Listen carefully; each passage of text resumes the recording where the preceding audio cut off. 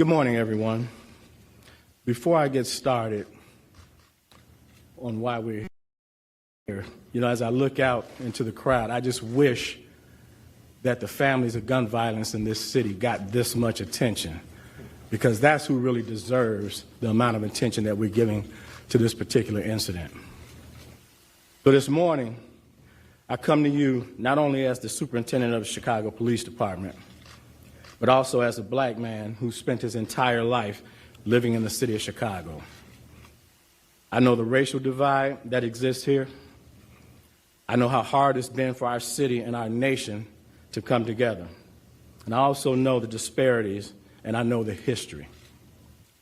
This announcement today recognizes that Empire actor Jussie Smollett took advantage of the pain and anger of racism to promote his career. I'm left hanging my head and asking why. Why would anyone, especially an African-American man, use the symbolism of a noose to make false accusations? How could someone look at the hatred and suffering associated with that symbol and see an opportunity to manipulate that symbol to further his own public profile?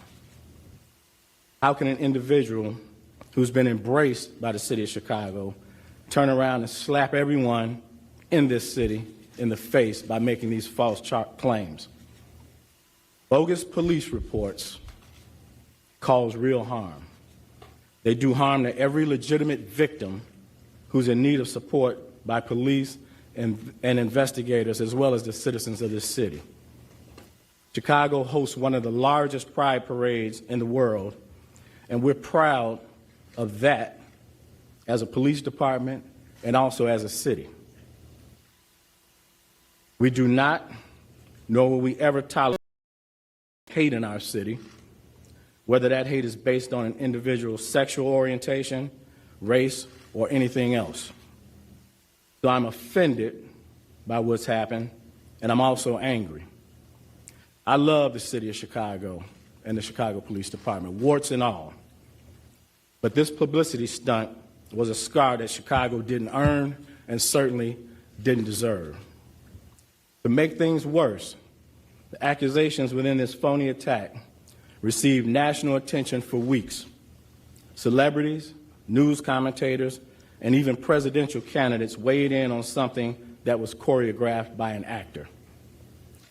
First, Smollett attempted to gain attention by sending a false letter that relied on racial, homophobic, and political language. When that didn't work, Smollett paid $3,500 to stage this attack and drag Chicago's reputation through the mud in the process. And why? This stunt was orchestrated by Smollett because he was dissatisfied with his salary. So he concocted a story about being attacked. Now, our city has problems. We know that. We have problems that have affected people from all walks of life, and we know that. But to put the national spotlight on Chicago for something that is both egregious and untrue is simply shameful. I'm also concerned about what this means moving forward for hate crimes. Now, of course, the Chicago Police Department will continue to investigate all reports of these types of incidents with the same amount of vigor that we did with this one. But my concern is that hate crimes will now publicly be met with a level of skepticism that previously didn't happen. That said, Smollett was treated as a victim throughout this investigation until we received evidence that led detectives in another direction. I couldn't be more proud of the unrelenting detective work that went into this investigation, and I couldn't be more proud of every investigator that played a part in it. The detective work that we saw in this case is indicative of the work that our detectives do every day in this city. This case in particular involved hours of video evidence, which when combined with old-fashioned police work, uncovered the truth. These detectives deserve all the credit in the world for carefully analyzing the leads and the evidence for weeks before coming to their conclusion. I'd also like to thank the FBI for their help in this investigation. The FBI's partnership with CPD has been pivotal in this particular case.